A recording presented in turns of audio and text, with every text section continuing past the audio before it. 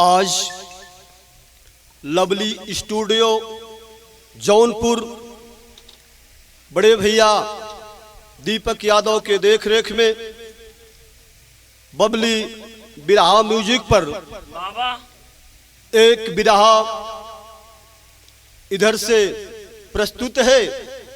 कांड के रूप में जनता जनार्दन पूरी पार्टी के तरफ से चरणों में नमन वंदन अभिनंदन करते हैं। हम गायक कलाकार लाल बहादुर पाल एंड पूरी पार्टी के तरफ से चरणों में कोट कोट नमन है। कहना है मास्टर साहब चार लाइन की भूमिका में।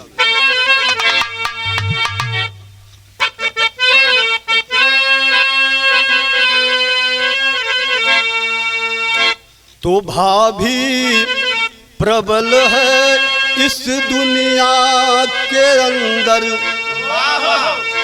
जिसको मिटाना कठिन है जहां में। जीवन की नैया चलावे के खातिर कहीं आना जाना कठिन है जहां में। रोजी रोटी के खातिर भले लोग जाते, वतन को भुलाना कठिन है जहां में। भाभी कहाँ किसको कब ले के जाए, नायक बताना कठिन है जहां में।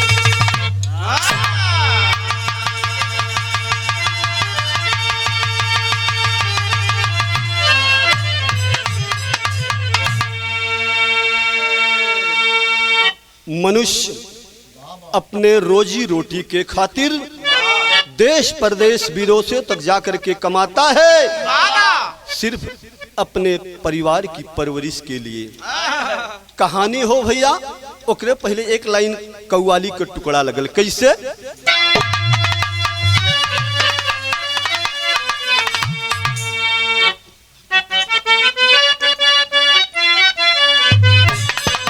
क्या बात है?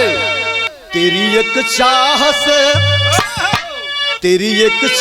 से दीवाना सरे आम हुआ।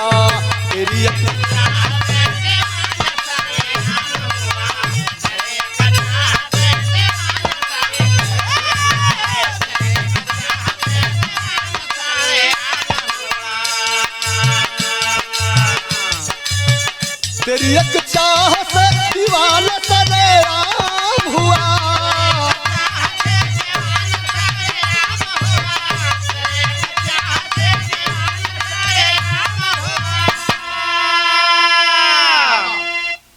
कि तेरी एक चाह से दीवाना सरेआम हुआ, मगर विपरीत तेरी जुल्फों का पैगाम हुआ।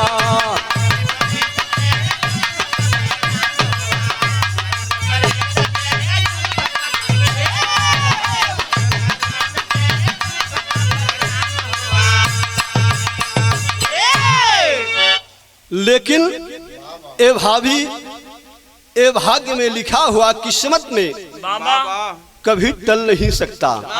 कहना है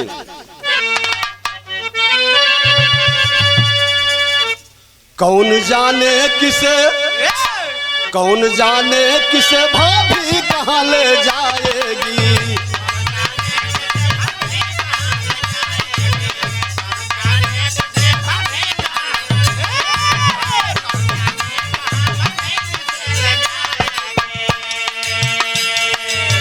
कौन जाने किसे भाभी कहाँ ले जाएगी।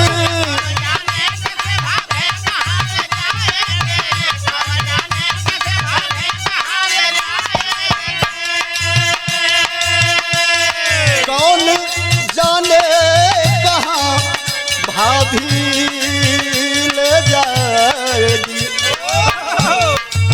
किसे रचेगी और किसको कब मिटाएगी किसे।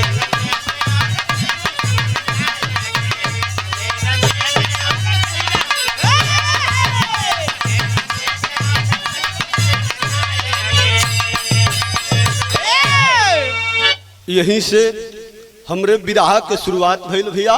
बाबा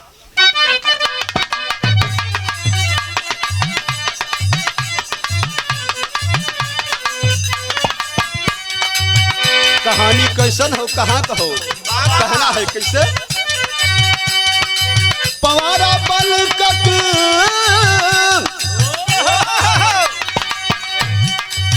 पवारा बलकत जौनपुर के इस कहानी से हृदय दुखित भनल सजल हुए पानी से।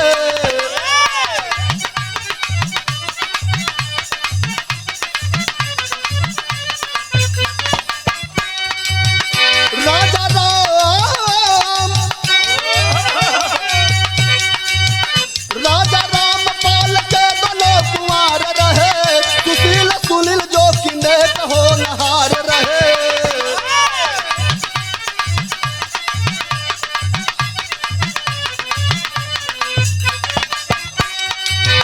सुनील अखिलेश्वर से घर पे जब के आए हैं पत्नी पूजा गले से सब लगाए हैं।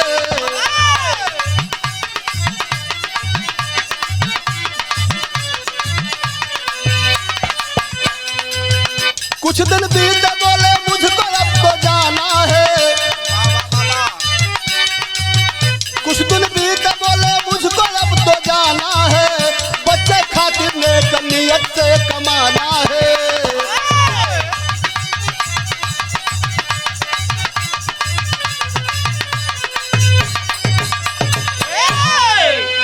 ए भैया हो कहानी कहाँ कहो कैसन कहानी हो। पवारा बनकट चतरिया गांव में राजा रामपाल के दूगो लड़का रहलन। बड़े लड़का का नाम सुशील छोटे लड़का का नाम सुनील। बड़ी हंसी खुशी से जिंदगी बीतत हो लेकिन मर्जी मालिक को जो होता है वही मंजूर होता है। आज गुजरात में रह करके काम धंधा कर रहे थे बाबू। घर पे औलन पूरे परिवार के साथ खुशी मनावत हो। 10-15 दिन घर पे रह करके बीवी बच्चों से मिल करके प्यार बांट करके 1 तारीख को गाड़ी पकड़ते हैं और 2 तारीख के जा करके गुजरात पहुंचलन। गुजरात जाए लगलन लेकिन एक ठे गीत लगल। तब तक मास्टर का लगल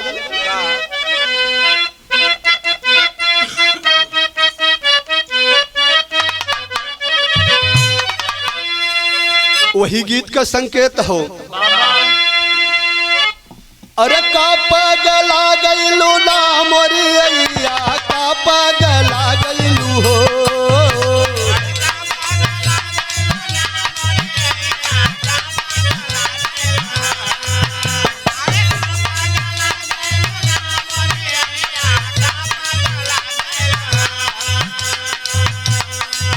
आज जिस समय पत्नी से ए प्यारी मैं आज अपने काम धंधा के लिए प्रस्थान कर रहा हूँ।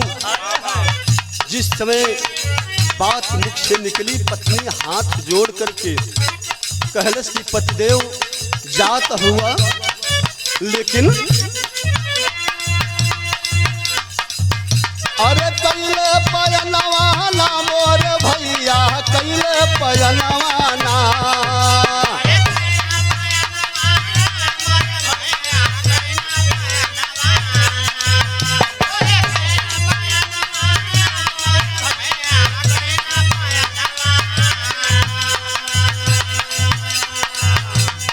सुनील घर से जवानी दिनवा सुनील घर से जवानी दिनवा भैया कैले पयनवाना।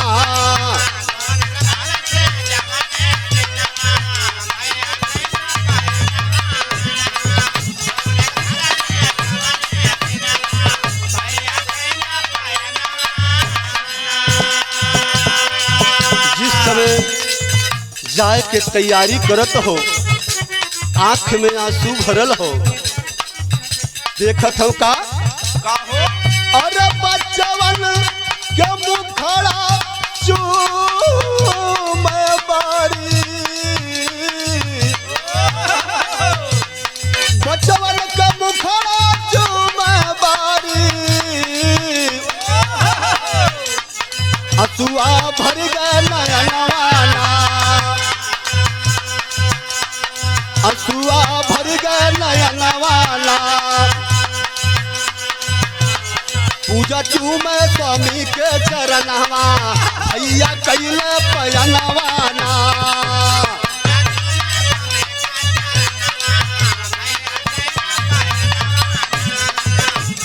क्या बात है, क्या बात है।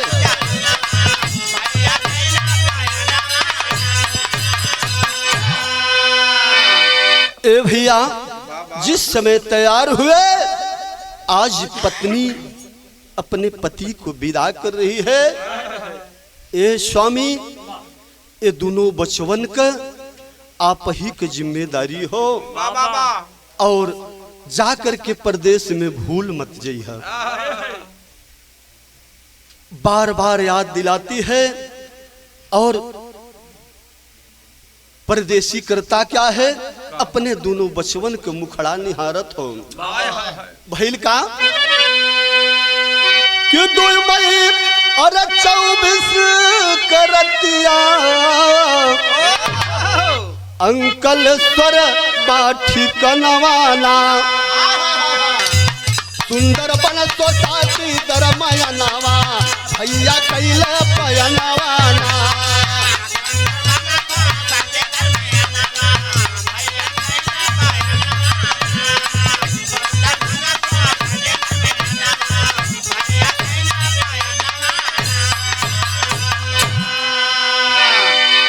ए भैया 2 मई 2024 को गुजरात पहुंच जाते हैं। पहुंचलन कितना बजे? 3 बजे। 3 बजे पहुंच करके स्नान ध्यान करके बाबूजी जो ट्रक के ड्राइवर थे, धीरे धीरे समय शाम को हो रहा है, जाकर के अपने गाड़ी के समीप पहुंच गए, और गाड़ी धुला करके खड़ी हुई थी। सोचे कि आज की शाम निकल जाऊंगा कहीं अपना गाड़ी लोड करके, लेकिन गाड़ी धुला कर खड़ी थी। समझ ना पोलन, जा करके गाड़ी के समीप टैंकर में सोचलन कि पानी होई, वही पानी के साफ कर दी।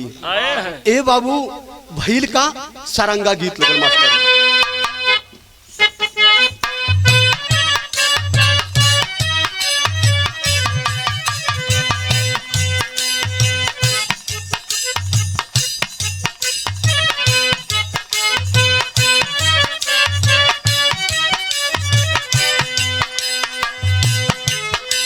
ढक्कन को खोले हंसू नील जवने नावा हो, सुनील जवने छनावा हो, गए सदिहल जुलूम मचाएगी,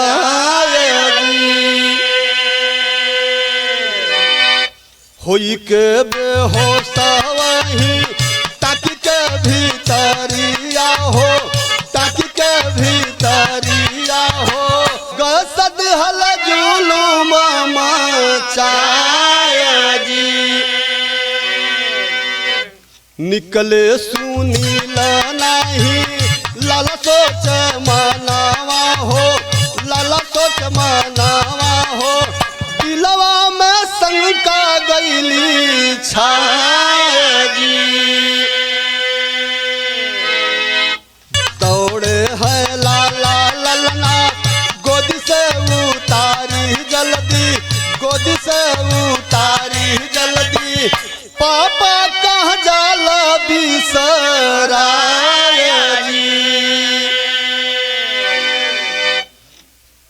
ए भैया, खाना पट्टी सिकरारा जौनपुर, लाला पाल जो कि 5 गाड़ी के मालिक थे और अपने बेटे को गोदी में लेकर के खिला रहे थे, बेटे से बात कर रहे थे। कुछ देर के बाद उनकी नजर उस टैंकर के ऊपर पड़ी जहां पर सुनील गाड़ी के अंदर पानी साफ करने गए थे।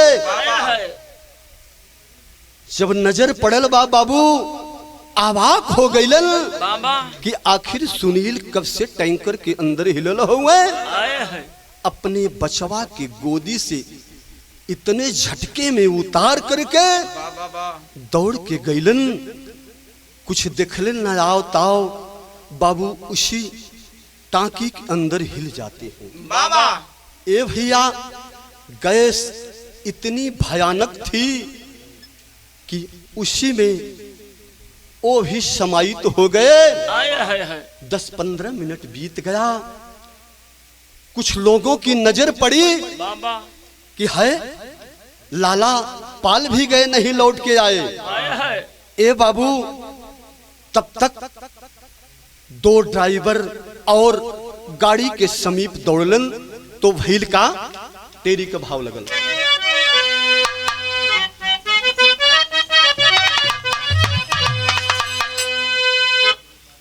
है कि ललनवा से छुड़ा के बहिया, अरे ललनवा से छुड़ा के हो,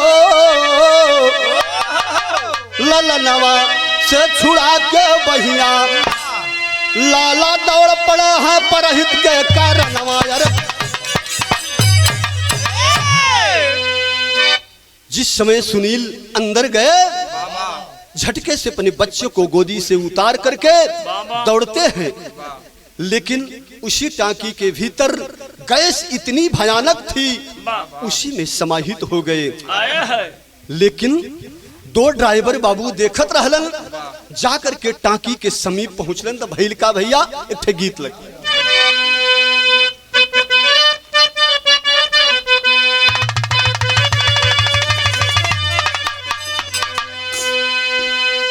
वही गीत हो पिया परदेसिया लौट के नहीं आए, पिया परदेसिया।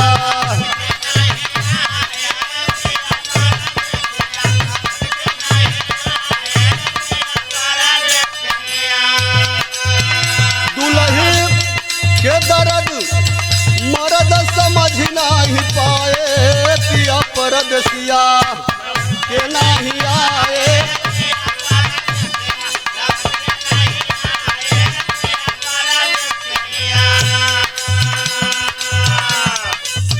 कहना है कैसे,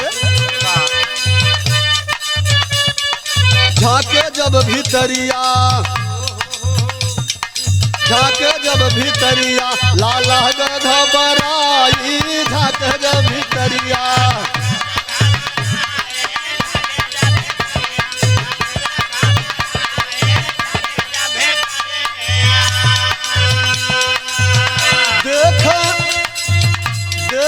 सुनील के बेहोश रहल भाई, झाक जब भीतरिया, लाला घबराई।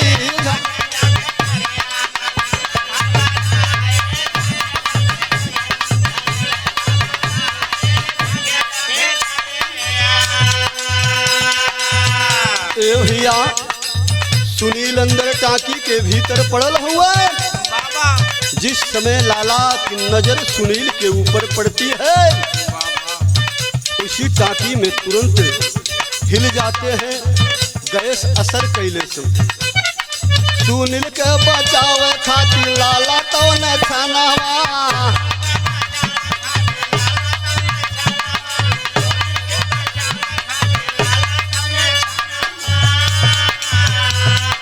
टांकी अंदर घुसी गए कबूली अपन जनावा।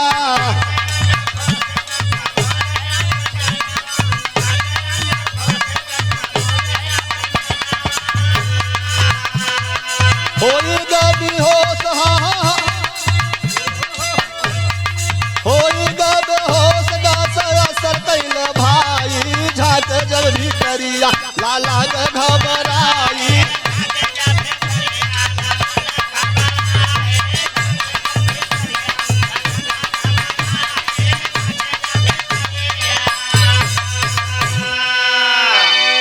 ए बाबू, जिस समय लाला की नजर पड़ी दौड़ते हुए आए और उस टांकी में देखते हैं तो सुनील बेहोश पड़े हैं।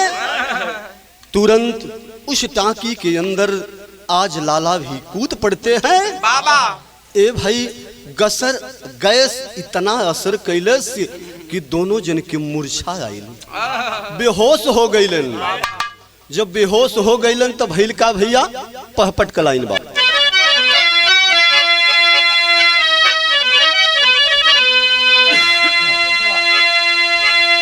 टांकी में दोनों के छूटल पर नवा मनवा हार गईल और बाहर बिलखा गोदी के ललवा मनवा हार गईल।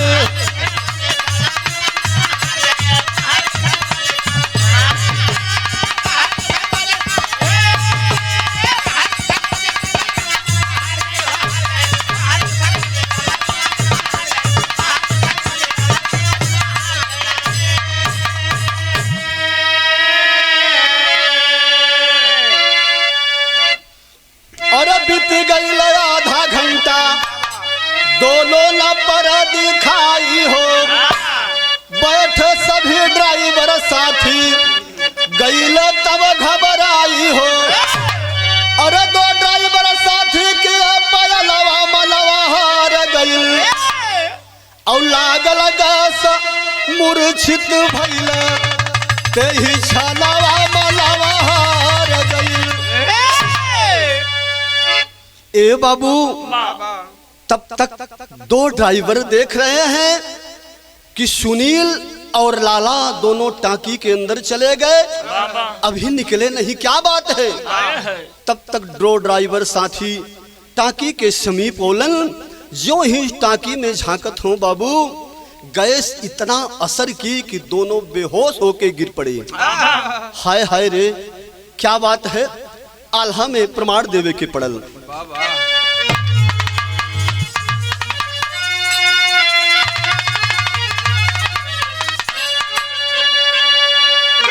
कि मूर्छित होके गिरे दोनों बाहर जवानी बेरिया।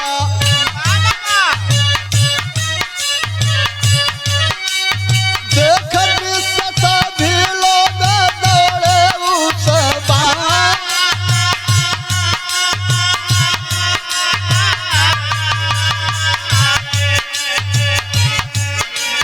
पानी फूल काई दिहले जबकि टाकिया में बाबू।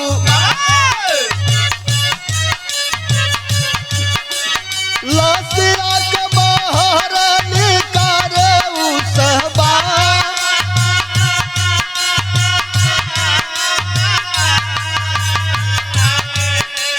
भैया, आज जिस समय दोनों मूर्छित होके बाहर गिर पड़े, तब युक्ति लगाते हैं, उस टांकी के भीतर पानी करते हैं जिससे दोनों का शरीर 100 ऊपर आता है। जो दोनों लोग मूर्छित होके गिरे पड़े हुए हैं, उन्हें एम्बुलेंस के द्वारा अस्पताल भेजा गया। लेकिन इधर होत का बा, पहवली बेचारी बन्ना जबकि खबरिया भैया।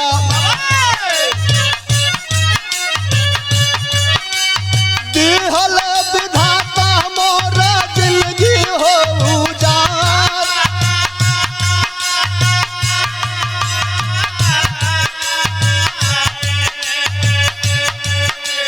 बाहर हो निहार गच्छ लाला के ललनवा बाबू।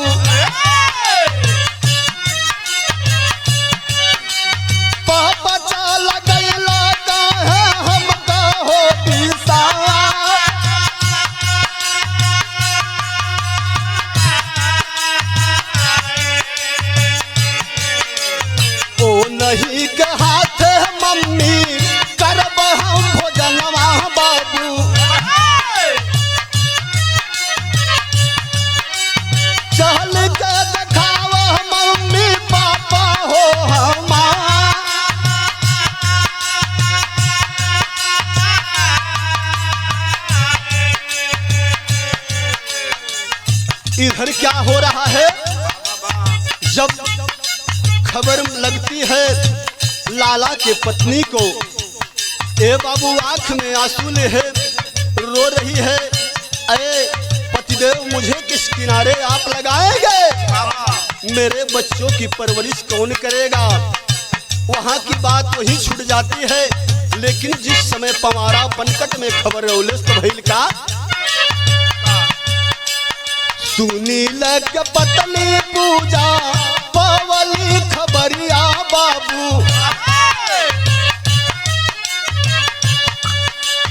बरस नया लावा से आंसुआ के धार।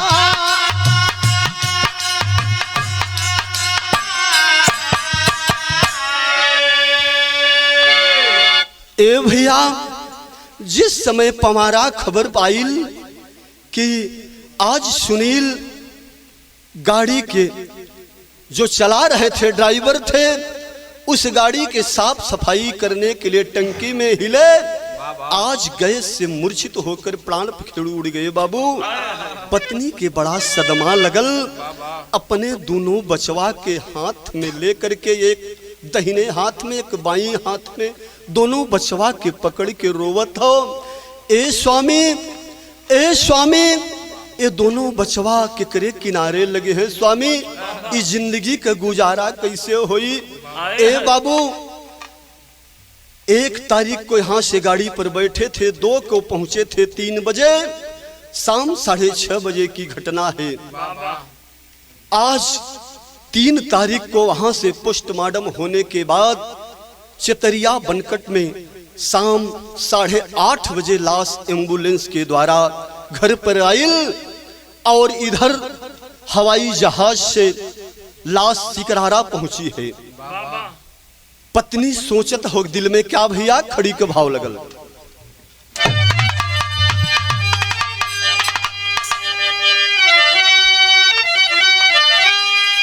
अरे दोनों लसिया ले जब के भावा लावा अपने, तो कैसे देव हाथ लाला के कफनवा अपने।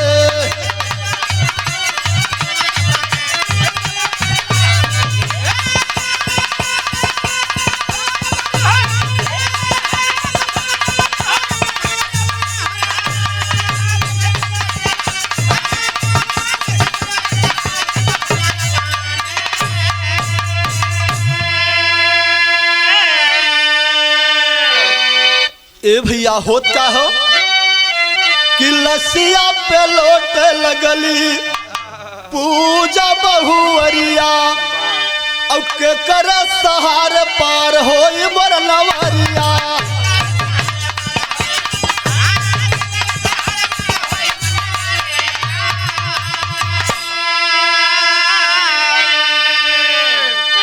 तमाई कलप चौपट भइल सारे सपने, त कैसे देबै अपन लाला के कफन हो अपने।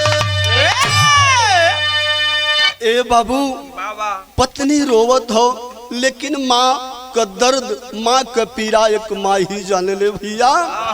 माई कल्पत हो कि यह बचवा अपने हाथ से कफन धोके कैसे दे बचवा। माही रोवत हो, कहलस का,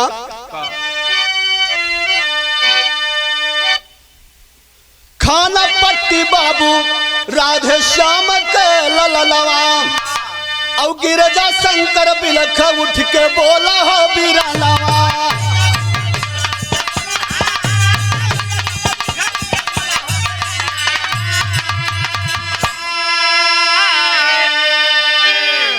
कहे बंदना सारा कमाया बकई से बले, तक कई से दे हाथ सैया के कफलवा अपने।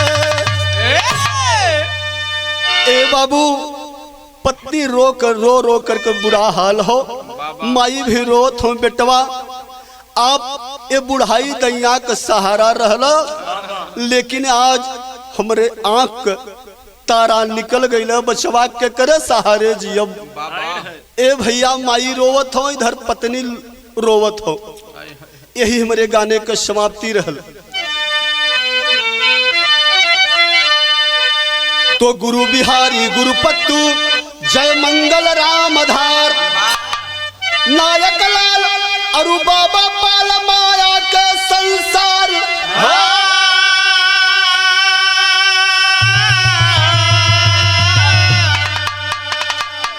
अब ललनवा हो ललनवा से छुड़ा